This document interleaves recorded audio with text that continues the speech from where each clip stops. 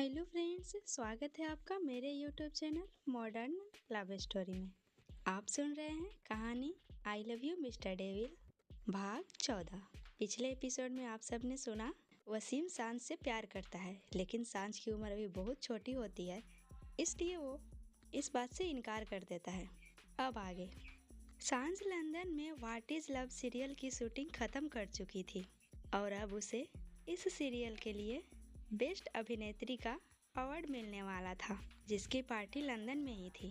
रुद्र और वसीम भी इस पार्टी में हिस्सा लेने के लिए इंडिया से गए थे। जैसे ही रुद्र वसीम के साथ सांझ के होटल रूम में पहुंचा, सांझ दौड़कर आकर उसके गले लग गई। भाई, थैंक यू सो मच जो आप आ गए। रुद्र ने उसके माथे को किस किया। वसीम चुपचाप वहीं खड़ा था। सांझ की नजर अनायास ही वसीम पर चली गई, लेकिन वो कुछ भी नहीं बोली। वसीम उसे देखकर हल्का सा मुस्कुराया और अपना सर झुकाकर उसे ग्रीट किया। अगले दिन सभी अवार्ड फंक्शन में गए। उस दिन सांझ ने सफेद कलर का डायमंड वर्क साड़ी पहना हुआ था। उसका ब्लाउज का स्लीव फुल था। आगे का गला नॉर्मल, लेकिन पीछे का गला डीप। बालों का मेसी बन जुड़ा, हाथों में सफेद कलर की चूड़ियाँ। स्टेज को बहुत ही अच्छे से सफेद फ्लावर से ही सजाया गया था। उस फंक्शन में जितने लोग भी आए थे, सभी ने सिर्फ व्हाइट ड्रेस ही पहना था। सांझ रुद्र के बगल में बैठी थी और रुद्र के दूसरे साइड वसीम बैठा था। वसीम ने एक बार भी सांझ को देखा नहीं था और ये बात सांझ को बहुत ही खल रही थी। वो लगातार वसीम को छुप छुप कर देख रही थी। वसीम इस बात को समझ रहा था। तभी माइक में उसका नाम अनाउंसमेंट किया गया और सांझ ने कसकर रुद्र का हाथ पकड़ लिया। रुद्र ने उसके माथे को चूमा और ऑल द बेस्ट कहा। सांझ धीरे धीरे कदमों से चलती हुई अपनी साड़ी को संभालती हुई स्टेज पर पहुंच गई। वहां पर जज ने उसके हाथों में एक बहुत ही बड़ा सा गोल्डन अवार्ड थमाया। सांझ ने उसे सिर झुकाकर स्वीकार किया और उसने अपने दोनों हाथ जोड़कर इंडियन कल्चर का प्रदर्शन किया। सभी सांझ को देखकर मंत्रमुग्ध हुए जा रहे थे, क्योंकि सांझ बहुत ज्यादा खूबसूरत थी और इसके साथ ही वो सबसे कम उम्र की एक्ट्रेस बन गई थी जिसे ये अवार्ड मिला था। फिर सांझ अपने हाथ में माइक लेकर बोलना शुरू करती है। हेलो एवरीवन, सबसे पहले आप सबको ढेर सारा धन्यवाद। लंदन में होने के बावजूद भी सांझ बिल्कुल शुद्ध हिंदी में बोल रही थी। इस चलचित्र के क्षेत्र में काम करते हुए आज मुझे पूरे 13 साल हो गए। इन 13 सालों में कुछ लोग ऐसे हैं जिन्होंने कभी मेरा साथ नहीं छोड़ा, चाहे मैं कितना भी ट्रोल गिर गई, और कुछ लोग ऐसे हैं जिन्होंने कभी मुझे अच्छा नहीं बताया। मैं उन सभी लोगों को तहे दिल से धन्यवाद देना चाहती हूँ। आप लोगों ने मुझे जितना प्यार दिया उसकी मैं हकदार तो नहीं, लेकिन फिर भी मैं आप सबके प्यार को एक्सेप्ट करती हूँ। जिन बड़े लोगों ने मेरे सर पे अपने आशीर्वाद का हाथ रखा, उन सबको मेरा सादर प्रणाम। इसके साथ ही मैं उस शख्स के लिए 2 शब्द कहना चाहूँगी जिन्होंने हमेशा मेरा साथ दिया। आज मैं यहाँ पर हूँ तो सिर्फ और सिर्फ उनकी वजह से। वो है मेरे भैया। मैं उनका नाम तो नहीं ले रही, लेकिन वो इस वक्त यहाँ पर मौजूद है। लव यू भाई। कहते हुए सांझ ने अपने हाथ में पकड़ी हुई ट्रॉफी ऊपर हवा में उठा दिया और वहाँ पर जोरदार तालियां और सीटियां बजने लगी। सांझ की आंखें में आंसू आ चुके थे और वो आंसू धीरे धीरे करके उसके गालों से ढुढ़कने लगे। रुद्र की आंखें भी नम हो गई थी। वो एकटक सांझ को देख रहा था। जो सांझ हमेशा बच्चों जैसी हरकतें करती, आज वो बिल्कुल एक मैच्योर भारतीय नारी लग रही थी।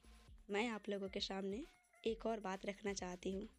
अब से मैं फिल्म इंडस्ट्री को छोड़ रही हूँ। मैं इस बारे में कोई भी सफाई नहीं दूंगी और मेरा आप लोग सबसे गुजारिश है कि आप लोग प्लीज़ मुझे जवाब देने के लिए मजबूर मत कीजिएगा। Thank you so much. इतना कहकर सांझ स्टेज से नीचे उतर कर आने लगी। उसका इतना कहना था कि वहाँ पर लोगों में फिर से शोर शुरू हो गया। सभी लोग अपनी नाराजगी सांझ के ऊपर जाहिर करने लगे। उस भीड़ में से कुछ लोग सांझ के ऊपर अपने हाथ में पकड़े हुए कोल्ड ड्रिंक ग्लास और कुछ ने तो उसके ऊपर चप्पल फेंकना शुरू कर दिया। सांझ के कानों में अजीब अजीब तरह की आवाजें आ रही थी। सबकी भावनाओं के साथ खेलती है। इतने सारे लोगों का प्यार जुड़ा है इसके साथ और ये फिल्म इंडस्ट्री को छोड़कर जा रही है। ऐसा ही होता है, जब लोग ऊंचाइयों पर पहुंच जाते हैं वो अपने साथ देने वालों को छोड़ देते हैं। हम तुम्हें कभी माफ नहीं करेंगे। सांझ ने अपने दोनों हाथ से अपने दोनों कान बंद कर लिए। रुद्र को समझ नहीं आ रहा था कि सांझ ने ऐसा क्यों किया। इससे पहले उसने रुद्र से कभी इस बारे में कोई बात नहीं किया था।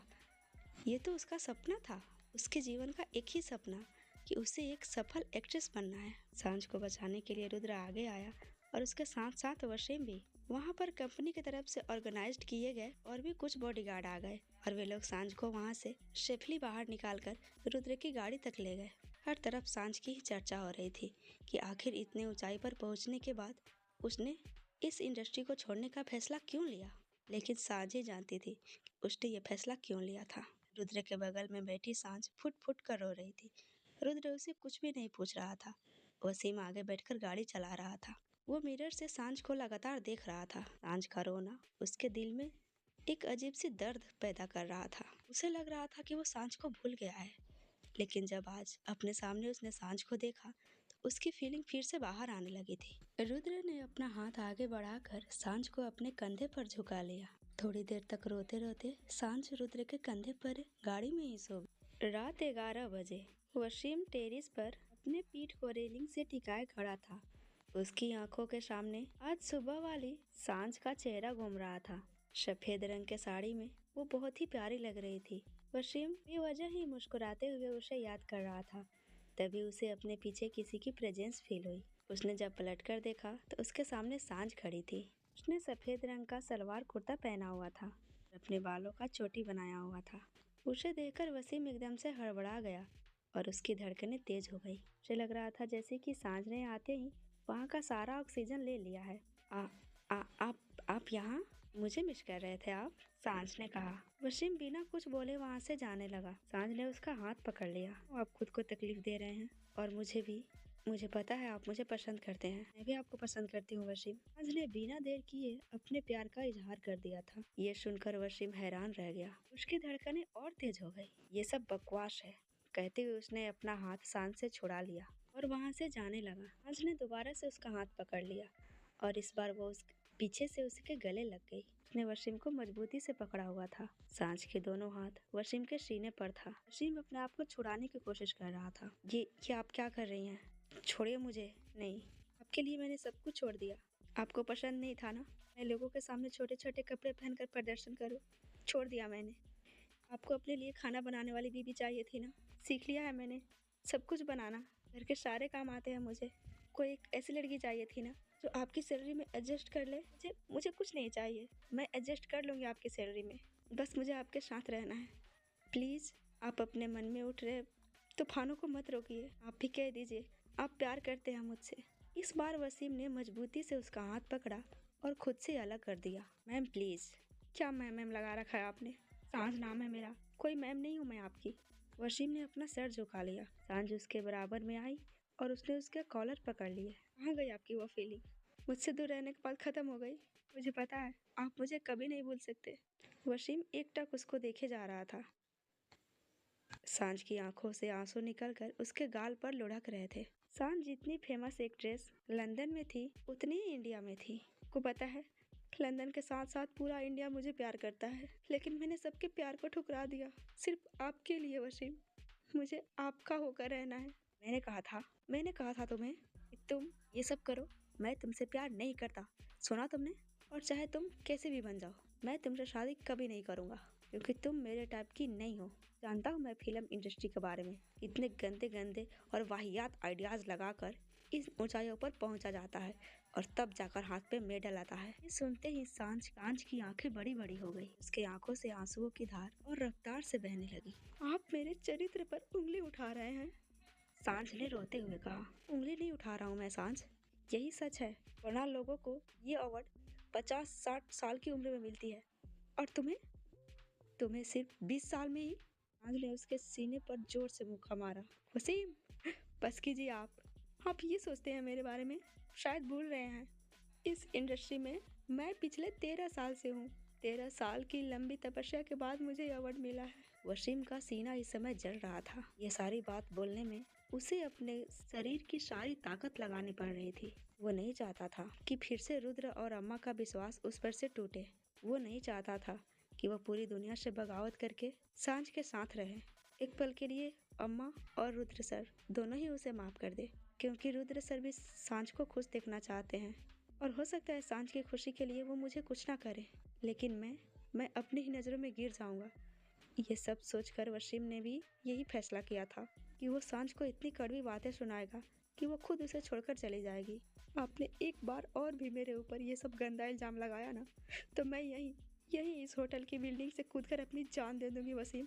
अगर आप मुझे नहीं अपनाना चाहते तो मत अपनाइए, लेकिन मेरे ऊपर ये गंदे इल्जाम तो मत लगाइए। इतने करोड़ लोगों को छोड़ दिया मैंने आपके लिए, इतने करोड़ों लोगों का भरोसा विश्वास सब तोड़ दिया मैंने आपके लिए, और आप मुझे कह रहे हैं कि मैं।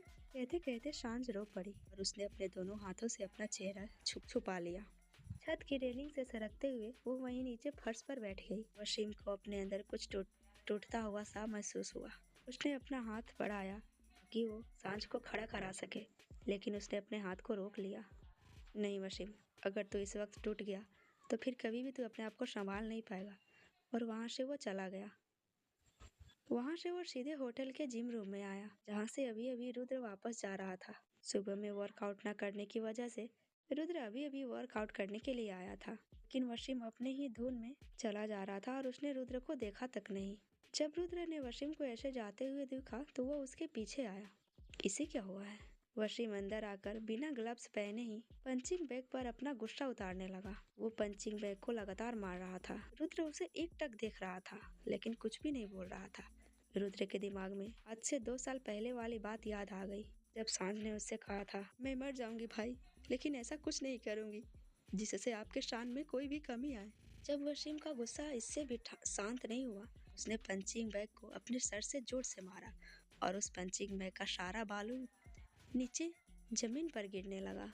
उसके बाद वसीम ने अपने हाथों को ताबड़तोड़ दीवार पर चलाना शुरू कर दिया। उसके हाथों से लगातार खून बह रहे थे। उसके बाद उसने दीवार पर अपने सर को भी मारा, जिससे उसके सर से भी खून निकलने लगा। रुद्र ने कसकर अपनी आंखें बंद कर ली और वो जल्दी से वसीम के पास गया। वसीम, क्या कर रहे हो?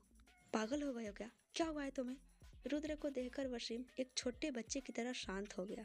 रुद्र उसे अपने कमरे में लेकर आया और उसकी मरहम पट्टी की और उसके बाद उसने उसे सुला दिया। रुद्र को अब इस बात का एहसास होने लगा था, सांझ को दोबारा देखकर कहीं इसके मन की फीलिंग फिर से तो बाहर नहीं आ रही। ये सोचते ही रुद्र ने अपनी आंखें बंद कर ली। इसी तरह सुबह हो गई। वसीम और रुद्र अपनी फ्लाइट से वापस इंडिया आ गए और सांझ ने ये कहकर टाल दिया कि अभी उसका यहाँ पर कुछ काम बाकी है। उसे करने के बाद वो अगले साल वापस इंडिया आएगी। लक्ष्य को ये सारी बातें बताते बताते सांझ की आंखों में आंसू आ गए थे। उसे उस दिन का दर्द फील हो रहा था। वो ये बात कहते हुए अंदर से टूट गई थी कि वो अब इस इंडस्ट्री को छोड़ रही है। लर्शिका हैरानी से देखते हुए बोली, तुमने वसीम के लिए छोड़ दिया? हाँ दी, उन्हें पसंद नहीं था। इडियट है तुम। तूने उस लड़के के लिए अपने जीवन का सबसे बड़ा सपना छोड़ दिया, जो तुम्हारी तरफ देखता भी नहीं है। नहीं दी, मुझे अच्छे से पता है वो आज भी मुझे प्यार करते हैं, बस भाई के डर से कुछ नहीं कहते। बस एक बार उन्हें इस बात का एहसास हो जाए, फिर मैं भाई को मना लूंगी। सांझ अपने आंसू पोंछते हुए बोली। लसिका उसके पास आई और उसने कसकर उसे गले से लगा लिया। 1-2 मिनट के अंदर ही सांझ नॉर्मल हो गई। आपको शॉपिंग करने चली थी ना? चलिए हम चलते हैं, ये सब तो होता ही रहता है हमारे जीवन में। सांझ हल्का सा मुस्कुरा दी। लसिका भी उसके साथ चल दी। गाड़ी में सांझ और लसिका बातें करते हुए जाती है। सांझ, तुझे मुझसे क्या हेल्प चाहिए, तू बता मुझे। अभी मेरे दिमाग में ना कुछ नहीं चल रहा है। सांझ ने कहा, आप ना अभी यहाँ मेरे साथ रहो, आप यहीं से अपने हॉस्पिटल जाना। कुछ दिन बाद कोई ना कोई रास्ता निकल आएगा। अभी मुझे ग्रेजुएशन पूरा करना है, उसके बाद मैं भी भाई की कंपनी में ही जॉब करूँगी। मैं भी अपना एक अलग कंपनी खोलूँगी, डिजाइनर का। आपको पता है ना मुझे डिजाइनिंग का कितना शौक है। हाँ, शौक तो तुझे एक्ट्रेस बनने का भी था। ओफो दी, मैं बस जॉब करूँगी, कोई इतनी बड़ी कंपनी का मालकिन या सीईओ नहीं बनने जा रही हूँ मैं। ओके बाबा, जो तुम्हें अच्छा लगे वो कर लेना। और फिर कार में खामोशी छा गई। इधर ऑफिस में रुद्र कॉन्फ्रेंस रूम में पहुंचता है तो आदित्य उसे ग्रीट करता है। रोनी और आदित्य को बैठने का इशारा कर रुद्र चेयर पर बैठ जाता है। आदित्य ने बैठते ही अपनी बात शुरू कर दी। बॉस, सरकार की तरफ से 26 जनवरी को मिलने वाले पद्म पुरस्कार के लिए बिग बॉस का नाम सरकार द्वारा चुना गया है। ये सुनकर रोनी के चेहरे पर एक हल्की सी स्माइल आई और उसने रुद्र को देखा। रुद्र अब भी अपने हाथ पर अपना गाल टिकाए कहीं खोया था। आदित्य ने आंखों ही आंखों में इशारे से रोनी से पूछा, इन्हें क्या हुआ है? उसे लगा कि रुद्र ने उसकी बात नहीं सुनी है। रोनी ने भी मुझे नहीं पता वाले जवाब में अपने कंधे उचका दिए। बॉस, आदित्य ने दोबारा आवाज लगाया। क्या कह रहे थे तुम? रुद्र ने उससे पूछा। वो सरकार की तरफ से सेवा और शांति के क्षेत्र में पद्म विभूषण पुरस्कार के लिए बिग बॉस का नाम सजेस्ट किया गया है। रुद्र के चेहरे पर भी एक प्यारी सी मुस्कान आ गई। तुमने क्या कहा? मैंने अभी कोई जवाब नहीं दिया है। आदित्य ने रुद्र के चेहरे को देखते हुए ही कहा। ठीक है, तुम हाँ कर दो और एक बात क्लियर कर देना कि बिग बॉस का असिस्टेंट आएगा और वह भी फुल मास्क में। बिग बॉस के आने के लिए कोई फोर्स नहीं होगा। अगर उन्हें मंजूर है तो ठीक है, वरना मना कर देना। रुद्र के चेहरे पर एक शक्ति आ गई थी। Okay boss. फिर उसने रुद्र के सामने कुछ फाइल रखा। कुछ और विषय पर बात करके आदित्य वहां से चला गया। जैसे ही वो कॉन्फ्रेंस रूम से बाहर निकला, बॉडीगार्ड पूजा से टकरा गया। पूजा खुद को संभाल नहीं पाई और गिरने लगी। जब उसे चोट का एहसास नहीं हुआ तो उसने एक आंख खोला और सामने आदित्य को देखा। आदित्य उसके ऊपर हल्का सा झुका, उसे थामे खड़ा था। उसका एक हाथ पूजा के कमर में लिपटा था और दूसरा हाथ उसके पीठ पर था। आदित्य को सामने देखकर उसने अपने आप को झट से उसके पकड़ से छुड़ा लिया और सीधी खड़ी हो गई। उन दोनों की टक्कर अक्सर ही होती रहती थी। सूर्यवंशी ग्रुप ऑफ इंडस्ट्री के बीच आवाजाही में दोनों अक्सर एक दूसरे से भिड़ जाते थे। आदित्य जहां बिग बॉस के ऑफिस का सारा काम संभालता, हर एक छोटी से छोटी, बड़ी से बड़ी बात, वही बिग बॉस का हिडन असिस्टेंट था। लेकिन ये बात किसी को पता नहीं थी। वहीं पूजा भी उसके साथ मिलकर उसकी हेल्प करती। दोनों जब भी आमने सामने खड़े हुए तो एक दूसरे को खा जाने वाली नजरों से घूर रहे थे। तुम्हारे सर पर बटन लगे हैं क्या?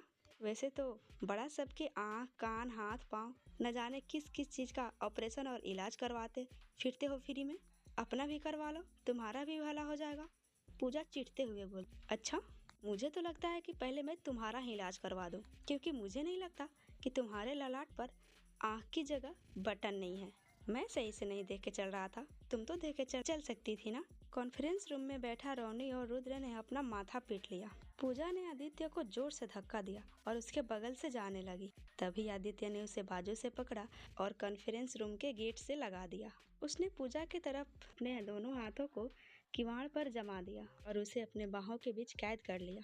से to sorry me, sorry my foot कहकर पूजा ने उसके सीने पर हाथ रखकर उसे जोर से धक्का दिया। लेकिन आदित्य अपनी जगह से टस से मस नहीं हुआ और उसने अपनी नजर पूजा के चेहरे पर टिका दिया। पूजा उसे खा जाने वाली नजरों से घूर रही थी। तभी उसकी आंखों में चमक बढ़ी और उसके चेहरे पर एक शैतानी मुस्कान आ गई। उसने अपने हील सैंडल से आदित्य के जूते पर जोर से मारा, लेकिन आदित्य को जैसे कुछ फर्क ही नहीं पड़ा। मैंने कहा मुझसे माफी मांगो। आदित्य उसके चेहरे के एकदम पास आ गया और उसकी आंखों में देखने लगा। पूजा की धड़कन तेज हो गई। तुमने ऐसे पहाड़ जैसी बॉडी लेकर ना मेरे सामने मत आया करो, मैं बता दे रही हूँ। तुम्हारी वजह से ना मुझे एक दिन हार्ट अटैक आ जाना है और ये मेरा हृदय तुम्हें देखकर पता नहीं क्यों इतनी जोर जोर से धड़कता है। पूजा का एक हाथ आदित्य के सीने पर था और दूसरा आदित्य के मुंह पर। वो उसे अपनी तरफ आने से रोक रही थी। उन दोनों की बकवास सुनकर अब रुद्र पक गया था और वो जैसे ही बाहर आने के लिए दरवाजा खोलना चाहा, लेकिन दरवाजा नहीं खुला। रुद्र ने गुस्से से दरवाजे को एक लात मारी और दरवाजा खुल गया। इसके साथ ही पूजा और आदित्य नीचे फर्श पर गिर पड़े। आदित्य नीचे था और पूजा उसके ऊपर। पूजा ने कसकर अपनी आंखें बंद कर ली और उसने आदित्य के कॉलर को अपने दोनों हाथों से कस के पकड़ लिया। जब थोड़ी देर बाद उसे दर्द नहीं हुआ, उसने अपनी आंखें खोली और अपने नीचे आदि को देखकर वो हड़बड़ा कर उठने लगी। तभी आदि के गले में पहना हुआ बिग बॉस के लोगो का लॉकेट पूजा के शर्ट के बटन में फंस गया और वो दोबारा उस पर गिर गई। रुद्र ने एक नजर उन दोनों को देखा और वहां से चला गया। उन दोनों की लड़ाई देखने की अब उसको आदत हो गई थी। रोनी वहीं बैठकर आदि का लॉकेट पूजा के बटन में से निकालने लगा और चीख कर बोला, क्या हमेशा बच्चों जैसे लड़ते रहते हो तुम दोनों? अगर तुम दोनों ने अपनी लड़ाई बंद नहीं की ना तो बॉस तुम दोनों की शादी करवा देंगे, फिर सारी उम्र लड़ते रहना। सच में? आदित्य के चेहरे पर चमक आ गई और वो बैठते हुए बोला, तब तो मैं इससे रोज लड़ाई करूंगा ताकि बॉस हमारी जल्दी से शादी करवा दे।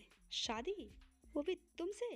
पूजा ने अपना मुंह बनाते हुए कहा, इससे तो अच्छा मैं मरना पसंद करूंगी। और वो खड़ी हो गई। उसके साथ साथ आदित्य भी खड़ा हो गया। अरे मेरी जान, मुझ में कमी क्या है? आदित्य ने पूजा से फ्लर्ट करते हुए कहा। पूजा ने दोबारा से उसके उसी पैर पर अपने सैंडल से मार दिया जिस पर उसने थोड़ी देर पहले मारा था, लेकिन इस बार आदित्य उसके दर्द को झेल नहीं पाया और जोर से चिल्लाया, आ! और अपने एक पैर पर लंगड़ाते हुए उछलने लगा। पूजा वहां से बिना उसे एकटक देखे ही चली गई। उसने रोनी के बाजू पकड़ लिए और सीधा खड़ा होने की कोशिश करने लगा।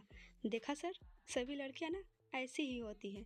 हम उनसे चाहे कितना भी प्यार कर ले, वो हमें भाव ही नहीं देती। आदित्य की बात सुनकर रोनी कहीं खोस आ गया। नहीं आदि, सभी लड़कियां ऐसी नहीं होती, सिर्फ तुम्हारी वाली ऐसी है। और उसके आंखों के सामने प्रथा का चेहरा आ गया। जब आदित्य ने रोनी को देखा तो मन ही मन बोला, लगता है ये भी काम से गए, और वो लंगड़ाते हुए पैर से वहां से चला गया। रोनी भी प्रथा के चेहरे में ही खोया था कि उसका मोबाइल बज उठा। उसने फोन उठाया तो उसके घर की मेड का था। सर, एक लड़की आई है, अपना नाम प्रथा बता रही है, कह रही है आपका कोट उसके पास रह गया है। प्रथा का नाम सुनकर रोनी का दिल जोर से धड़कने लगा। तुम उससे कोट ले लो, वो मेरा ही है, रोनी ने धीरे से कहा। ओके सर, कहकर मेड ने फोन काट दिया। इधर शहर के बीचों बीच इंडियन सीक्रेट एजेंट के ऑफिस में एक 60 साल का आदमी चेयर पर बैठा था। उसके चेहरे पर पछतावा और थोड़ा गुस्से के मिले जुले भाव थे। उसके सामने टेबल पर उसके नाम का छोटा सा बोर्ड रखा था जिस पर आक्रांत ठाकुर लिखा था। सफेद बाल के साथ साथ सफेद दाढ़ी, परंतु उसका ऑरा ऐसा कि सामने वाला बात करने से भी झिझके। उसके सामने एक 24 से 25 साल की लड़की अपने दोनों हाथ अपने सीने पर बांधे खड़ी थी। उसके कमर में एक छोटी गन लटक रही थी। वो अपने जवाब के इंतजार में आक्रांत ठाकुर को एक टक देख रही थी कि अभी अभी उसने अपनी बात उसके सामने रखा था। क्या सोच रहे हैं चीफ? बानी ने अपना सवाल दोहराया। अगर आपके बस में नहीं है तो मैं ये मान लेती हूँ कि एसीपी आक्रांत ठाकुर के वादे खोखले और झूठे हैं। एसीपी ने घूर कर वानी को देखा। वानी, उसने अपने कठोर आवाज में कहा, मैं मानता हूँ कि मैंने तुमसे वादा किया था कि अगर तुमने शाही रबर का खजाना का पता लगा लिया तो मैं तुम्हारी एक इच्छा पूरी करूंगा, लेकिन तुम जो मांग रही हो वो बहुत मुश्किल है। ओके फाइन, मैं चलती हूँ। कहते हुए वाणी वहां से जाने लगी। कल पूरे शहर में ये पोस्टर लग जाएगा, आपने मुझसे वादा किया था और आप अपने वादे के खोखले निकले। रुको। ये सुनकर वाणी के चेहरे पर एक कुटिल मुस्कान आ गई और पीछे पलटकर आक्रांत के सामने खड़ी हो गई। मैं कोशिश करूंगा, आक्रांत ने अपने चेहरे पर आए पसीने को पोंछते हुए कहा। आपके पास आज शाम तक का वक्त है।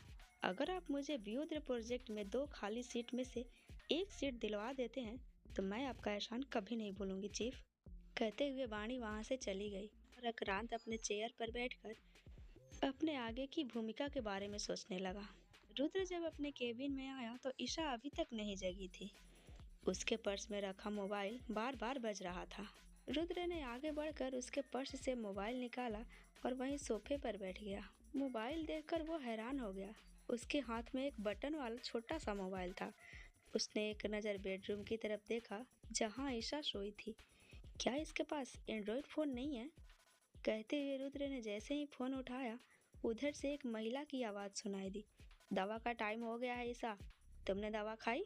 और फिर थोड़ा रुक कर बोली, एक बात मेरी कान खोलकर सुन ले, अगर तुमने दवा नहीं खाई और अगर तुम्हारी तबीयत खराब हुई ना तो समझ लेना मैं तुम्हें छोड़ूंगी नहीं।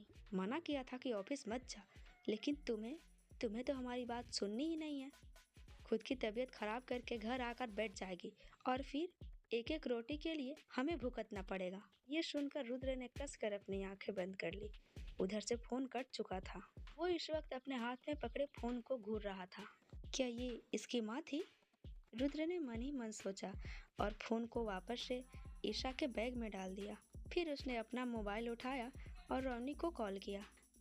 उसे कुछ समझाने के बाद वो वापस बेडरूम की तरफ बढ़ गया। वो दरवाजे पर खड़े होकर एकटक ईशा को देखने लगा। इस समय ईशा किसी छोटे बच्चे की तरह बिल्कुल ही मासूम लग रही थी। रुद्र ने मुस्कुराते हुए कहा, कौन कह सकता है कि इस मासूम सी दिखने वाली लड़की ने कल द ग्रेट रुद्र सिंघानिया को 45 मिनट तक बीच सड़क पर रोक दिया था। उसका मन ईशा को जगाने का नहीं हो रहा था, लेकिन उसे दवा भी खाना था। वो सोचने लगा, कैसे जगाऊं, लेकिन लंच में अभी आधा घंटा बाकी था, लंच में ही जगा दूंगा। सोचते हुए रुद्र अपने केबिन में आकर काम करने लगा। सूर्यवंशी इंडस्ट्री के गेट पर कब से एक व्यक्ति रिसेप्शनिस्ट से रिक्वेस्ट कर रहा था कि उसे रुद्र सिंघानिया से मिलना है, लेकिन उसके पास अपॉइंटमेंट न होने की वजह से रिसेप्शनिस्ट उसे बार बार वहां से जाने के लिए कह रही थी। थक कर उस लड़की ने रोनी को फोन लगा दिया। सर, कोई आक्रांत ठाकुर आए हैं, वो रुद्र सर से मिलना चाहते हैं। उनसे कहो लंच तक वेट करें, मैं बॉस से परमिशन लेकर तुम्हें बता दूंगा। Okay boss. और फिर उसने आक्रांत को वेट करने के लिए कह दिया। करण, अर्चना, पूजा तीनों अपने अपने केबिन में बैठे अपना अपना काम कर रहे थे और उनकी नजरें बार बार ईशा के केबिन की तरफ जा रही थी। ईशा अभी भी नहीं आई रुद्र सर के केबिन से। कहीं कल वाली हरकत के बारे में बॉस को पता तो नहीं चल गया। करण अपनी केबिन से निकलकर पूजा के केबिन में आ गया। तुम्हारी ईशा से कोई बात हुई क्या? नहीं यार, मेरी कोई बात नहीं हुई। जब उन दोनों को बात करते हुए अर्चना ने देखा तो वो भी अपनी केबिन से निकलकर आ गई। उन दोनों ने अपना सर घुमाकर अर्चना को देखा। दोनों के मुंह से एक साथ निकल गया, तुम्हारी ईशा से बात हुई क्या? अर्चना ने अपना सर नाम में हिलाया और वहीं उन दोनों के पास आकर चेयर पर बैठ गई। थोड़ी देर में लंच होने वाला है। अभी उसे वहाँ पर राघव और अंजना दोनों आते दिखाई दिए। राघव ने एक जोरदार आवाज में कहा, लिसन एवरीवन, सभी लोग अपने अपने केबिन से बाहर आइए, हमें एक इम्पोर्टेंट न्यूज़ देनी है आप लोगों को। उसकी बात सुनकर सभी एम्प्लॉय अपने अपने केबिन से बाहर आ गए। कल हमारी मीटिंग व्योम शेखावत सर के साथ है। वहाँ पर कल 2 नए एम्प्लॉय और आएंगे और इस तरह से हमारा टीम पूरा हो जाएगा। ये सभी केबिन आप लोगों को तब तक के लिए दिया गया है जब तक बियोद्र प्रोजेक्ट खत्म नहीं हो जाता। उसके बाद आप सबको निचले वाले फ्लोर पर शिफ्ट होना पड़ेगा। फिर उसने अपने हाथ में रखे थैले में से एक एक मोबाइल का नया पैकेट निकालकर सबकी तरफ बढ़ाते हुए कहा कि हमें अपना सारा काम नेट से करना है, इसलिए आप सबके पास एक एक अच्छी मोबाइल होना जरूरी है और ये सब आपको कंपनी की तरफ से दिया जा रहा है। अब से आप लोग इसी मोबाइल का उपयोग करेंगे। और फिर राघव ने एक एक करके उस झोले में से आईफोन निकालना शुरू किया। ये देखकर सभी एम्प्लॉय के चेहरे पर बहुत ही बड़ी वाली स्माइल आ गई और उनकी आंखों की चमक बढ़ गई। आईफोन? अर्चना ने झांकते हुए कहा। अंजना ने उसकी खुशी देखी। हाँ, आईफोन। तभी अर्चना का चेहरा मुरझा गया। अंजना ने देखा, क्या हुआ, तुम उदास क्यों हो गई? तुम्हें पसंद नहीं है आईफोन? मैम, क्या आप ब्यूटी प्रोजेक्ट खत्म होने के बाद इसे वापस ले लेंगी? अर्चना ने बड़े ही मासूमियत और भोलेपन से पूछा। सभी को अर्चना के इस मासूमियत पर ढेर सारा प्यार आया। कहीं न कहीं उन सबके दिल में भी ये जानने की इच्छा थी कि क्या उससे ये मोबाइल ले लिया जाएगा। अर्चना ने कहा, नहीं, आप सबसे ये मोबाइल नहीं लिया जाएगा, ये मोबाइल आपके पास हमेशा रहेगा। Oh thank you so much ma'am. मेरा ना कब से मन था आईफोन का, लेकिन मेरे पास ना ज़्यादा पैसे नहीं थे। कोई बात नहीं, आप सब अपना अपना एक एक करके ले लीजिए और अगर कोई दिक्कत हुई तो आप सब हमें बता दीजिएगा, हम इसे रिटर्न करके दूसरा दे देंगे। Okay ma'am. कहते हुए उसमें से सबने अपने अपने लिए एक एक मोबाइल चूज किया। राघव और अंजना वापस चले गए। एक मोबाइल बच गया जो कि ईशा के लिए था। राघव ने नोटिस किया कि ईशा वहाँ नहीं है तो उसने करण से पूछा, ईशा कहाँ है? सर, वो बॉस के केबिन में गई थी, लगभग 3 घंटा हो गया, अभी तक नहीं आई। जब राघव ने ये सुना उसके चेहरे की मुस्कान गायब हो गई। वो वहाँ से चला गया। अंजना ने वो मोबाइल लिया और ईशा के केबिन में जाकर उसके टेबल पर रख दिया। जब ईशा आएगी तो उसे बता दीजिएगा आप लोग। सभी लोग अपना अपना मोबाइल लेकर बहुत ही ज़्यादा खुश थे। अंजना उनकी खुशी देखकर इस बात का अंदाज़ा लगा पा रही थी कि इन लोगों ने आज से पहले कभी आईफोन को छुआ तक नहीं। यही तो बात होती है हमारे मिडिल क्लास फैमिली वालों की। लेकिन कोई नहीं, अभी तो मेरे पास भी आईफोन नहीं है, लेकिन अगर आप लोगों का सपोर्ट होगा मुझे, और मुझे पूरा विश्वास है कि आप लोग अपना प्यार ऐसे ही मेरे ऊपर बनाए रखेंगे, तो मैं भी एक दिन आईफोन ले सकती हूँ। सभी लोग अपना अपना काम करने की बजाय अपने अपने फ़ोन को खोलकर अपना अपने सिम उसमें इंसर्ट करने लगे और सबने एक ही जगह पर भीड़ लगा लिया। तभी रोनी आता हुआ उन सबको डांट के बोलता है, क्या हो रहा है यहाँ पर? आप सब पूरी कंपनी के बेस्ट और जिम्मेदार एम्प्लॉय हैं। आप सबसे मुझे ऐसी उम्मीद नहीं थी। आप सबको अलग अलग केबिन दिया गया है, फिर भी आप लोगों ने बाजार की तरह भीड़ लगा रखा है। ये सुनने के बाद सभी ने अपना सर झुका लिया। सब एक एक करके अपने अपने केबिन में चले गए। रोनी रुद्र के केबिन में आया। उसने रिसेप्शनिस्ट वाली बात बताई। रुद्र के माथे पर बल पड़ गया। उसने अपनी आंखें छोटी करके रोनी को देखा। रोनी, तुम्हें अंदाजा है वो क्यों आया होगा? नहीं बॉस, मुझे कोई अंदाजा नहीं है। लंच के बाद मेरी कितनी मीटिंग है? बॉस, 3 मीटिंग है। रोनी ने अपने हाथ में पड़े मोबाइल को देखते हुए कहा, ठीक है, उन्हें इन तीनों मीटिंग के बाद मुझसे मिलने के लिए कहो। ओके बॉस, कहते हुए रोनी वहाँ से चला गया। रुद्र वापस आकर सोफे पर बैठ गया और अपने सामने पड़े ईसा के बैग को देखने लगा। उसने उसके पर्स में हाथ डाला और उसमें से दवाइयाँ ढूंढने लगा। तभी उसका हाथ लंच बॉक्स से टकराया और उसने वो लंच बॉक्स निकाल लिया। जब उसने लंच बॉक्स खोला तो उसमें 2 पराठे के साथ सब्जी रखी हुई थी और वो मन ही मन हंसने लगा। तभी ये इतनी दुबली पतली है, 2 पराठा, वो भी इतने छोटे छोटे। रुद्र ने वापस डब्बा बंद किया और उसे ईसा के बैग में रख दिया। इधर जैसे ही ईसा की आंख खुली, वो हड़बड़ा कर बैठ गई। अरे, ये मैं कहाँ हूँ? कहते हुए वो झट से बेड से नीचे उतर गई और अपने दुपट्टे को ढूंढने लगी, लेकिन उसका दुपट्टा उसके पास नहीं था। क्या हुआ है मेरे साथ? मैं यहाँ कैसे आई? मैं तो उस खड़ूस के केबिन में थी। वो डेविल तो मुझे जान से ही मार देगा। ईशा रुद्र को न जाने क्या क्या कह रही थी और रुद्र वहीं दरवाजे पर खड़ा उसे घूर रहा था। ईसा को एहसास हुआ कि उसे कोई देख रहा है, तो उसने अपनी नजरें घुमाकर दरवाजे की तरफ देखा। वो चुपचाप शांत खड़ी हो गई। बॉस, मैं कहाँ हूँ? रुद्र बिना कुछ बोले वापस से अपने केबिन में आ गया। ईशा भी उसके पीछे पीछे आ गई।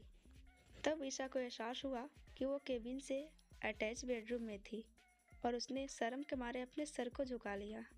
सॉरी, पता नहीं कब आंख लग गई। उसे ये समझते देर नहीं लगी कि बेडरूम में उसे रुद्र ही उठाकर लाया है। रुद्र ने थोड़ा बेरुखेपन से कहा, लंच का टाइम हो गया है, निकलो यहाँ से। और हाँ, अपना ये सब तामझाम लेके जाना। अपने केबिन में बैठकर ही काम करो। तुम्हें एसी की हवा रास नहीं आ रही है। जब ईशा ने ये सुना तो उसने अपना मुंह बना लिया और मन ही मन कहा, राक्षस। अगर मैं राक्षस होता, बेड पर सुलाने के बजाय उस बेडरूम की बालकनी से इसी 50वीं मंजिल से नीचे फेंक देता। ईशा ने अपने जीभ को अपने दांतों से दबा लिया। हे भगवान, इसे मन भी पढ़ने आता है। ये तो मैं अपने मन में सोच रही थी। Just shut up. अपने छोटे से दिमाग को लगाम दो और निकलो यहाँ से। अब इतना जोर से सोचोगी तो मुझे क्या, पूरी दुनिया को पता चल जाएगा। अब मन में मुझे कोसना बंद करो। ईशा ने झट से अपना बैग उठाया। वो इतनी हड़बड़ी में वहाँ से बाहर गई कि उसने अपना दुपट्टा वहीं पर छोड़ दिया। उसे इस बात का ध्यान ही नहीं आया कि उसका दुपट्टा अभी भी सोफे पर ही है। जब ईशा बाहर आई तो सभी लोग लंच के लिए जा चुके थे। ईशा जल्दी से अपने केबिन में गई। उसने एक नज़र करण, पूजा और अर्चना के केबिन पर डाला। वे लोग वहाँ नहीं थे। वो समझ गई कि तीनों खाना खाने जा चुके हैं। उसने अपने पर्स में से अपना लंच बॉक्स निकाला और वहाँ से सीधे कैंटीन की तरफ आ गई। तभी उसे पीछे से किसी ने रोक लिया। तुम्हारी तबीयत ठीक नहीं है ना? दवा ले लेना, तुम्हारी माँ का फोन आया था। ईशा ने पीछे मुड़कर देखा। रुद्र अपना दोनों हाथ बांधे वहीं खड़ा था। ईशा ने मुंह बनाते हुए कहा, मैं बाद में खा लूंगी, अभी मेरा मन नहीं है। दवा वो बहुत कड़वी होती है। और वो वहाँ से जाने को ही हुई कि तभी उसके कानों में दोबारा से वही कड़क भरी आवाज़ सुनाई दी, ये मेरा ऑर्डर है। और ईशा का पैर फिर से जम गए। वो बेमन से वापस मुड़ी। जैसे ही ईशा वापस अपने केबिन में दवा लेने के लिए आई, उसकी नज़र वहाँ पर रखे नए मोबाइल पर पड़ी।